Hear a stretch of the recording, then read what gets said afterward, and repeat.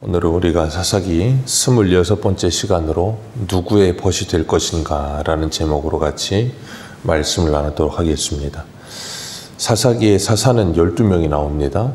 이 사사를 이제 구분을 할 수 있는데 대사사와 소사사로 나눌 수가 있어요.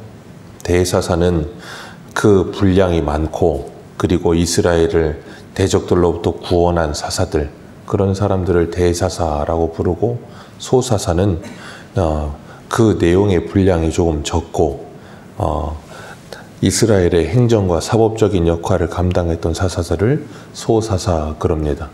그래서 오늘 본문에 나오는 돌라와 야일 같은 사람들을 소사사라고 우리는 부릅니다. 이 아비멜렉의 뒤를 이어서 이사갈의 도도 선자 부하의 아들 돌라라고 하는 사람이 일어나서 이스라엘을 구원하였다 그랬습니다. 이스라엘을 구원하였는데 누구로부터 어떻게 구원하였다라는 말은 없어요. 그냥 일어나서 이스라엘을 구원하였다라고 말하고 있는데, 이 돌라가 무엇으로부터 이스라엘을 구원하였는가 하면 이 1절의 시작이에요. 아비멜렉의 뒤를 이어서 그렇게 말하고 있어요. 아비멜렉이 스스로 왕이 되지요. 세겜 사람들을 등에 업고 스스로 왕이 돼서 이스라엘을 3년 동안 다스렸습니다. 그 3년 다스리는 동안에 아비멜렉하고 세겜 사람들하고 척이 졌고 서로 배신이 일어났고, 그래서 아비멜렉이 세겜 땅을 아예 그냥 진멸을 하다시피 했어요. 그리고 그 땅에 소금을 뿌려버리고 세겜 망대에 있는 사람들 엘브리 까니까 그 신전에 불을 질러서 1000명을 죽여버리고 테베즈가까지 갔다가 거기서 돌 맞아 죽고, 그런 비참한 일이 일어나고 그러면서 그 땅이 완전히 황폐화돼 버린 거예요. 그리고 생각해 보세요. 세겜 땅에 사람들이 1000명이 들어가는 엘브리 신전이 있었다 그랬어요. 그런 쉽게 말하면 우상 신전에 사람 1000명이 들어갈 만큼, 뭐 오늘날은 이제 건설이 발달했으니까 그렇지만 그 당시에 사람 1000명 들어가는 신전이 지어졌다는 게 얼마나 큰 거겠어요. 그게 이스라엘 땅에 떡하니 있는 거예요. 그러면 그것뿐 아니라 우상들이 거기에 얼마나 많았겠습니까? 그리고 우상의 신전들이 얼마나 많았겠어요. 그러니 완전히 이스라엘이 어떻게 됐겠어요? 우상 덩어리가 돼버린 거예요. 우리가 봤지만 기드온이 처음에 하나님께 부름받았을 때 하나님께서 그의 확신 주시고 나서 하신 일이 뭐였어요? 미디안 연합군을 몰아내는 일이 아니고 기드온의 아버지 집에 있는 아세라 신상과 아세라 석상과 바알 제단을 허물어버리는 일이었어요. 기드온의 집에도 그런 일들이 있으니 이스라엘 땅에 얼마나 많은 우상들이 가득했겠어요. 그래서 하나님께서 그들을 미디안 연합군에게 붙이신 것 아닙니까?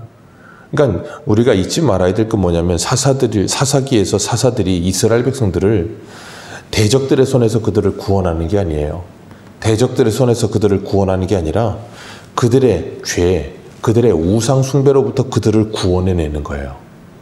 우리는 착각합니다. 어떤 착각을 하냐면 자꾸 눈에 보이는 대적들로부터 하나님께서 이스라엘을 구원하신다라고 생각해요. 눈에 보이는 대적들로부터 이스라엘을 구원하는 건 하나님의 목적이 아니에요. 하나님이 처음부터 오늘 본문에도 나오지만 이스라엘 백성들이 범죄하면 하나님께서 그들을 이방 민족에게 팔아버리십니다. 하나님께서 사람 막대기 인생 채찍을 사용하셔서 이스라엘을 때리시는 거지 이방 민족이 그들을 때리는 게 아니거든요. 그러니까 더 궁극적으로 말하면 이스라엘 백성들은 이방 민족과 싸우는 게 아니라 누구와 싸우고 있는 거예요? 자기 죄와 싸우고 있는 거고 하나님과 싸우고 있는 거예요. 하나님은 거기에서 이스라엘 백성들을 건져내시고 구원하시는데 하나님의 목적이 있지, 뭐 이방 민족들이 그들을 괴롭게 해서 그들이 고통당해서 그들이 거기서 건진받는다, 그거 자체의 목적이 아니라는 거예요. 근데 사람들은 거기에 목적을 두고 거기에다가 포커스를 자꾸 맞추는 경우가 꽤 있어요. 그러다 보니까 하나님이 뭘 원하시는지를 모르는 경우가 꽤 있거든요. 지금 오늘 1절에 이 돌라가 일어나서 이스라엘을 구원하였다, 어디 대적에게 지금 끌려간 상태가 아니란 말이에요. 이스라엘 자체가 완전히 우상 덩어리가 돼 있고 죄악 덩어리가 돼 있으니까 거기에서부터 이 돌라가 종교개혁을 일으켰다는 말이에요. 그래서 이스라엘 백성들을 거기서 구원하여 내었다라고 이야기하고 있는 겁니다. 그렇게 돌라가 이스라엘 백성을 구원하여 내고 그 다음에 그 사람이 한 일이 뭐예요? 2절 같이 읽습니다. 시작.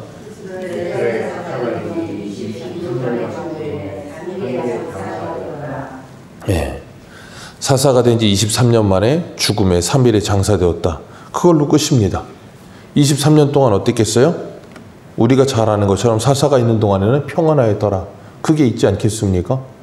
그러면서 이스라엘 땅이 끊임없이 개혁되어지는 일을 했던 거예요. 우리가 앞에서 봤던 기드온과 같은 대사사들, 어떤 엄청난 업적을 이룬 것 같은 그 사람들과 같은 스토리는 없다 할지라도 이 돌라는 하나님께서 자신에게 주신 그 사명에 뭐한 사람이에요? 충성스럽게 헌신한 사람이에요. 우리 새소망교회 4월 달력에 써있는 문구가 뭡니까? 다시 사명의 자리로. 하나님께서 1월 달에 우리를 예배의 자리로 부르셨고 2월 달에 기도의 자리로 부르셨고 3월 달에 말씀의 자리로 부르셔서 예배와 기도와 말씀이 회복되게 하시고 우리를 어디로 부르세요? 사명의 자리로 부르시는 거예요. 우리 가정의 사명의 자리로, 교회의 사명의 자리로, 일터의 사명 자리로 우리를 부르셔서 우리를 새롭게 하시는 거예요. 그래서 우리가 뭐 해야 돼? 돌라와 같이 일어나서 그곳을 하나님의 나라 만드는 일에 충성해야 된다는 거예요. 그리고 3절을 보면 돌라 후에 길르앗 사람 야일이 일어나서 22년 동안 이스라엘의 사사가 되었다 그랬어요. 그리고 야일이 있는 동안에는 그에게 어떤 일이 있는가 하면 4절입니다. 같이 읽겠습니다. 시작.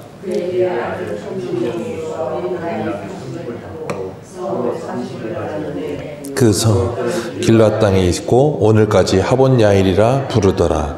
야일이 죽음에 가몬에 장사되었더라. 이 두 사람이 합치면 45년입니다.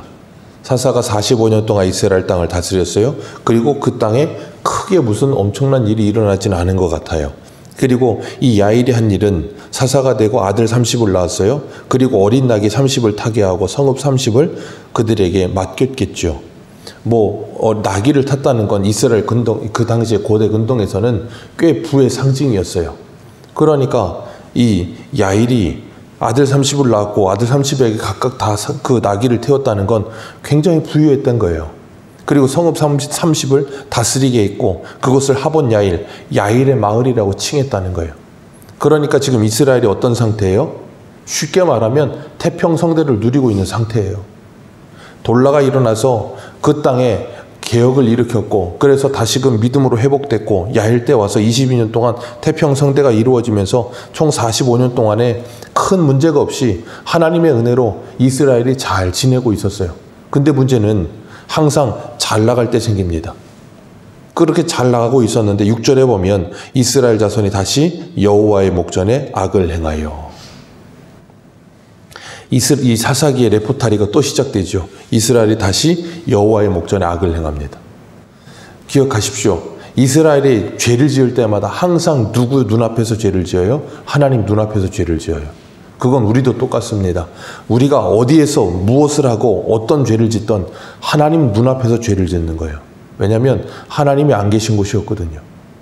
우리 가정이 됐든 아니면 어디가 됐든 어디 컴컴한 데서든 어디서든 하나님은 그곳에서 우리를 불꽃 같은 눈동자로 지켜보고 계세요. 그래서 우리가 무슨 일을 하든 그건 하나님 눈앞에서 하고 있는 일이지 다른 데서 하는 게 아니에요. 이스라엘이 하나님의 목전에서 악을 다시 행합니다. 그리고 6절에 보면 그 신들이 나오죠. 바알들과 아스타롯과 아람의 신들과 시돈의 신들과 모압의 신들과 암몬 자손의 신들과 블레셋 사람들의 신들을 섬기고 여호와를 버리고 그를 섬기지 아니하므로. 거의 종합 선물 세트예요. 신이라는 신은 다 섬깁니다. 왜 그래요? 등 따시고 배부르니까요. 등 따시고 배부르니까 할 일이 없는 거예요. 그러니까 우상 숭배하는 겁니다. 왜요? 아까 우리가 방금 전에 말씀드린 것처럼 야일이 22년 동안 있으면서 태평성대를 이루었다 그랬잖아요. 등 따시고 배부릅니다. 가진 게 많아졌습니다. 이제 그걸 지켜야 되겠는 거예요. 그러다 보니까 뭐예요? 세상에 온갖 잡신을 다 가져다가 그걸 가지고 뭐예요? 나를 지켜달라고 그걸 섬기고 있는 거예요. 이 얼마나 어리석은 일입니까? 하나님의 은혜로 그 모든 것이 주어졌는데 하나님의 은혜라는 건 뭐리고 그걸 지키겠다고 그거 지키기 위해서 신이라는 신을 다 불러다 놓고 그걸 섬기고 있다는 거예요. 참 안타까운 일이죠. 우리가 그것이 여호와의 눈앞에서 여호와의 목전 앞에서 일어난 일이라는 걸 기억해야 돼요. 우리나라 사람들, 특히 우리 한국 사람들은 이 체면이라는 걸 되게 중요하게 여기잖아요. 다른 사람들이 나를 어떻게 보느냐가 굉장히 중요한 사람들이에요. 그러다 보니까 항상 사람들이 나를 어떻게 볼까? 지금 내가 하고 있는 일 사람들이 나를 지켜보고 있을까? 그런 거에 굉장히 많이 신경 쓰거든요. 근데 우리가 그 정도의 신경 쓰는 것만큼 하나님이 나를 어떻게 보실까? 하나님이 나를 지켜보고 계신다라는 생각을 한다면 우리 신앙은 아마 괄목상대할 거 엄청나게 좋아질 것 같아요. 그런데 그런 생각이 없는 거예요. 그러다 보니까 뭐예요? 쓸데없는 걸 자꾸 눈 돌리고 자꾸 한눈 팔게 되는 거예요. 그러니까 오늘 본문에 보시면 하나님께서 그래서 이스라엘 백성들을 어떻게 하십니까? 7절 같이 한번 읽어봅니다. 7절입니다. 시작. 여호와께서 이스라엘에게 진노하사 블레셋 사람들의 손과 암몬 자손의 손에 그들을 파시매. 이스라엘 백성들이 자꾸 쓸데없는 데다 한눈 팔면 어떻게 돼요? 팔리는 겁니다. 쓸데없는 데 한눈 팔리면 팔리는 거예요. 왜 그렇게 된다고요? 여호와를 버림으로. 예수님께서 누가복음 16장 13절에 그렇게 말씀하시죠. 집 하인이 두 주인을 섬길 수 없다. 혹 이를 미워하고 저를 사랑하거나 저를 중히 여기고 이를 경히 여기는 것이다. 너희는 하나님과 재물을 겸하여 섬길 수 없느니라. 하나님과 재물을, 하나님과 우상을 겸하여 섬길 수 없어요. 두 주인을 섬길 수 없습니다. 그래서 엘리야가 뭐라 그럽니까? 언제까지 둘 사이에서 머뭇머뭇거리겠느냐. 바알이 하나님이면 바알을 따라가고 여호와가 하나님이면 여호와를 따르라는 거예요. 근데 이스라엘은 항상 뭐예요? 그 둘을 같이 붙들고 있는 거예요. 지금 이 6절에 여호와를 버리고 그를 섬기지 않았다는 건 이스라엘이 하나님을 완전히 버렸다는 말이 아닙니다. 하나님을 섬기고 있어요. 하나님을 섬기고 있으면서도 뭐하고 있어요? 우상을 섬기고 있는 거예요. 그런데 이미 그 마음에는 하나님은 없고 우상이 가득한 거예요. 하나님이라는 이름은 부르고 형식적으로 하나님께 제사는 드리지만 그 마음과 생각은 오직 우상에 가득히 빼앗겨 있는 거예요. 그게 뭐예요? 우상 숭배예요. 근데 이스라엘은 끝까지 우기죠. 우리는 우상 숭배한 게 아니라고. 우리는 하나님도 섬긴다고. 그러니까 여호수아가 뭐라 그래요? 하나님만, 여호와만 섬기라 그렇게 말하잖아요. 그렇게 신앙의 양다리를 걸치고 있으니까 하나님께서 이스라엘을 블레셋 사람과 암몬 사람의 손에 팔아버리십니다. 왜요? 그들이 6절에 그 블레셋의 신들과 암몬 사람들의 신을 섬기니까 너희들이 그렇게 좋아하는 신 가서 열심히 섬겨보라는 거예요. 너희들이 원하는 대로 해보라고 하나님께서 내버려 두십니다. 그럼 어떻게 돼요? 그러면 고통뿐인 거죠. 18절 같이 읽습니다. 시작.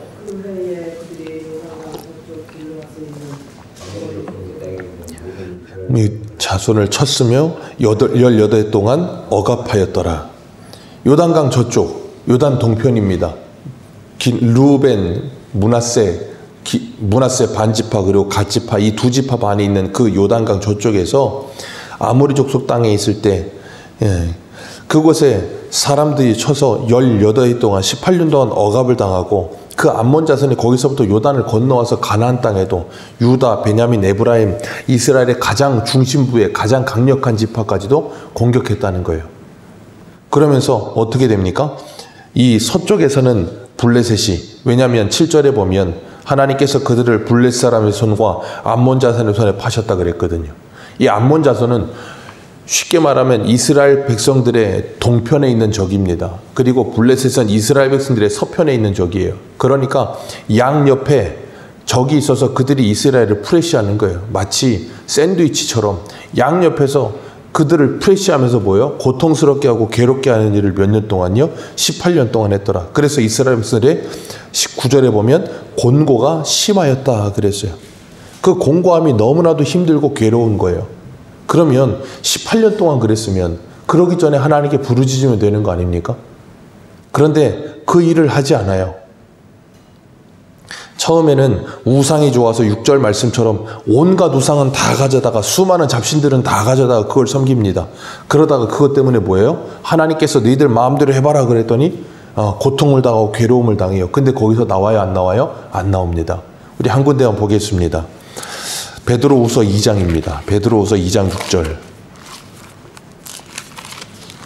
신약성경 베드로후서 2장 6절입니다.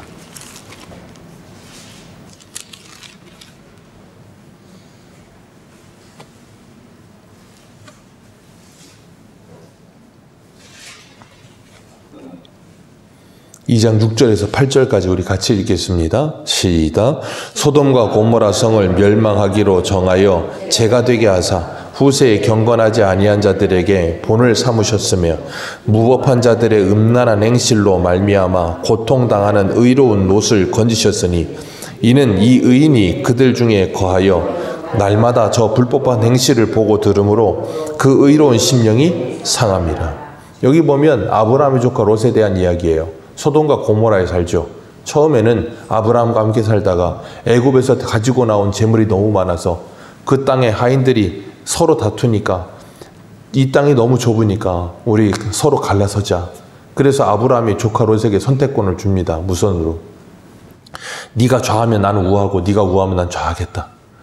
이 롯이 바라보니까 저 소할 땅, 소돔과 고모라 있는 땅 보니까 여호와의 동산 같고 애굽 땅과 같이 너무 좋은 거예요. 그래가지고 그것을 선택합니다. 그리고 점점점 그쪽으로 가서 결국은 소돔과 고모라 들어가서 살죠.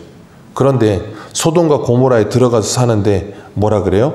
이 7절 다시 보면 무법한 자들의 음란한 행실로 말미암아 고통당하는 의로운 롯. 그러니까 소돔과 고모라가 얼마나 음란하고 얼마나 무법하고 얼마나 죄악이 가득했습니까? 그러면 거기서 살면서 고통을 당하고 있었으면 뭐 하면 됩니까? 나오면 돼요. 근데 거기서 나오지를 못해요. 그 다음 8절 같이 읽습니다. 시작. 이는 이 의인이 그들 중에 거하며 날마다 저 불법한 행실을 보고 들으므로 그 의로운 심령이 날마다 이런 고통을 당합니다. 그러면 날마다 이런 고통을 당하면 거기서 나오면 되는데 나오지를 못해요. 왜요? 이미 거기 뿌리 내리고 정착해 살거든요. 그러다 보니까 하나님께서 내일 이곳을 심판하시겠다고 하는데도 그 롯이 자기 사람들한테 하나님이 심판한다 그러니까 어떻게 해요? 농담처럼 여기죠. 롯은 자기 식구 데리고 두 딸 데리고 아내 데리고 나오면 되는데 나오지를 못해요. 그러니까 나중에는 어떡합니까? 하나님의 사자가 그 팔목을 잡고 강제로 끌어냅니다. 왜요? 못 나오는 거예요. 본전 생각나서. 소돔과 고모라에서 그동안 살아오면서 싸워온 게 있는데 싸우는데 어떻게 싸웁니까? 날마다 고통을 당하고 괴로움과 수많은 것들을 다 프레시 당하면서 그 의로운 롯이라고 하는 롯이 만신창이가 됐어요. 영적으로 죽어갑니다. 그런데도 안 나와요. 본전 생각나고 그것에 애착이 가니까 나중에는 거기서 강제로 끌어냈는데 롯의 처는 어떻게 합니까? 뒤돌아보다가 소금 기둥이 되잖아요. 왜요? 본전 생각나니까. 여러분, 이게 바로 죄예요. 날마다 고통을 당합니다. 뭐 때문에요? 내 안에 있는 죄 때문에 날마다 고통을 당해요. 그 날마다 고통을 당하는데 그걸 끊어내질 못해요. 왜요? 본전 생각나서. 그 죄라고 하는 것이 우리와 너무나 밀접하고 한몸 되어 있어서 이걸 끊어내질 못하는 거예요. 왜요? 끊어내면 죽을 것 같은 거예요. 그래서 히브리서 12장 4절은 이렇게 말합니다. 너희가 죄와 싸우되 아직 피 흘리기까지 대항하지 아니하니라. 피 흘리기까지 싸워야 되는 겁니다. 우리가 우리 몸에 종양을 가지고 있다고 생각해 보세요. 종양 잘라내려면 어떻게 됩니까? 배를 가르고 종양을 도려내는데 종양만 잘라내나요? 아니요. 우리의 몸의 조직들도 잘려나갑니다. 그 종양 하나 잘라내기 위해서 종양만 자르는 게 아니라 다른 조직도 상처를 입어요. 피도 납니다. 그런데 그걸 해요. 왜요? 그걸 잘라내야 내가 살 수 있으니까. 우리가 죄와 싸운다, 죄를 끊어낸다. 여러분, 그렇게 피 흘리는 싸움 없이는 죄가 끊어지질 않아요. 왜요? 얼마나 죄가 강력한데요. 롯이 날마다 고통을 당하면서 소돔과 고모라에서 못 나온다니까요. 본전 생각나서 날마다 고통을 당하는데도 못 나와요. 강제로 끌고 나와야 끌고 나와지는 거예요. 그렇기 때문에 오늘 이스라엘 백성들이 또 하나님 앞에 범죄하며 종합 선물 세트로 수많은 우상들을 섬기면서 하나님이 아예 그냥 그들을 팔아버리셨는데도 거기 가서도 그 모든 고통을 당하면서 거기서 헤어나오지 못하는 이유가 뭐예요? 똑같은 거예요. 거기서 나오면 죽을 줄 아는 거예요. 날마다 고통을 당하면서도 거기서 나오면 죽는 줄 아는 거예요. 안 죽습니다. 그런데 죽는 줄 아는 거예요. 그러니까 못 끊어내는 거예요. 몇 년 동안요? 18년 동안. 근데 어떻게 이들이 그것을 끊어내려고 합니까? 결국에는 거기서 더 이상 있다가는 내가 죽을 것 같은 상황이 오니까 그렇게 되는 거예요. 그러니까 사람은 죽을 때가 돼야 죄를 끊어내지 그러지 않으면 절대 끊질 않아요. 그 죄의 매력과 그 죄의 강력함이 얼마나 강한지. 그래서 야고보 사도는 이렇게 말합니다. 야고보 4장 4절에 간음한 여인들아 세상과 벗된 것이 하나님과 원수됨을 알지 못하느냐. 그런즉 누구든지 세상과 벗이 되고자 하는 자는 스스로 하나님과 원수되는 것이니라. 아멘. 이스라엘이 지금 이 세상과 뭐하고 있어요? 벗이 되어 살고 있는 거예요. 그러면서 누구를 버려요? 자신들의 벗인 하나님을 버리는 거예요. 예수님이 요한복음 15장 14절에 이렇게 말합니다. 너희는 내가 명하는 대로 행하면 곧 나의 친구라. 나의 벗이라. 그런데 주님께서 우리에게 너희는 나의 벗이라 그러셨는데 그 우리의 벗 대신 주님을 버리고 이 온갖 잡신들을 나의 벗이라고 그러면서 거기 가서 그 벗이라고 그것과 친하게 지내고 있다는 거예요. 그러면서 그것에 고통을 당하고 매를 맞고 괴로움을 당하면서도 거기서 벗어날 생각을 하지 않아요. 그러니까 뭐 하는 거예요? 하나님께서 강제로라도 그들을 끌어내기 위해서 이 어려움과 고통을 당하게 하시는 거예요. 오늘 우리는 누가 벗하며 살고 계십니까?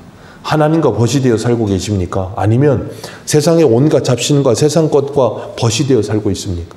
내가 세상과 벗이 되어 살면 하나님께서 네 좋은 대로 해봐라 하시고 뭐 하신다고요? 우리를 거기에 팔아버리십니다. 그래서 원 없이 하라는 거예요. 마치 로마서 1장에 하나님께서 그 상실한 마음대로 내어버려 두시지 하나님께서 잠시 동안이라도 내버려 두신다는 거예요. 그래서 뭐 하도록요? 내 스스로 거기에 아주 진저리가 나도록. 그리고 나면 돌아와요. 그 비참함이 알면 돌아와요. 근데 문제는 그렇게 되기 전에 알면 지혜로운 건데 하나님의 말씀을 아무리 들어도 우리는 이걸 깨닫지 못할 때가 있더라는 거예요. 그렇기 때문에 우리가 이 말씀을 들었다면 그리고 정말로 이 말씀이 되게 들려진다면 이제는 세상의 종이 되지 마시고 다른 무엇이 내게 벗이 되어 달라 내게 벗이라고 나를 미혹한다 할지라도 거기 속지 마시고 주님과 함께 동행하시면서 주님의 벗으로 살아가시길 축복합니다. 그리고 그 하나님의 말씀을 따라 살아가면서 우리 안에 있는 죄들을 끊어내고 하나님의 나라를 살아가는 저와 여러분들 되시기를 축복합니다. 기도하겠습니다.